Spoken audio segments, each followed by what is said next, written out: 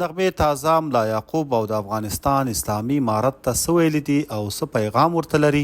هغې له کومو داسې پټو رازونو څخه پرده پورته کړې ده چې خلک میرمن نغمه د طالبانو په ملاتړ تورنوي؟ او نغمه ولې له ملا یعقوب سره دومره خوږه کیږي او همیشه یې په خبرو کې یادوي؟ دا او داسې نور که غواړئ چې په اړه یې پوره معلومات ترلاسه کړئ نو ویډیو تر پایه وګورئ. که تر اوسه مو زموږ چینل نه وي سبسکرایب کړی نو مهرباني وکړئ پښتون ټایم یوټیوب چینل همدا اوس سبسکرایب کړئ.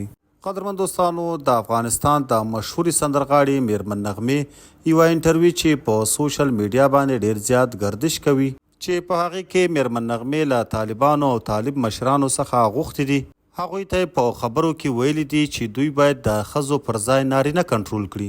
نغمې له طالبانو غوښتي چې باید ژر تر ژره د ښځو تعلیم آزاد کړي او همدارنګه ښځو ته د کار زمینه هم برابره شي. هغې په خپلو خبرو کې ویلي دي چې په افغانستان کې اکثره میرمنې کونډې دي او یا یې هم د کور سرپرست څوک نه وي، نو هغوی مجبوره دي چې کار وکړي او د خپل کور ته حلال رزق پیدا کړي.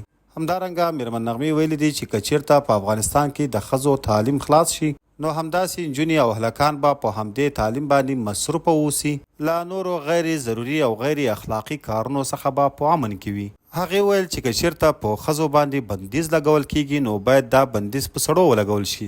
ښځې بې ګناه او بې قصوره دي.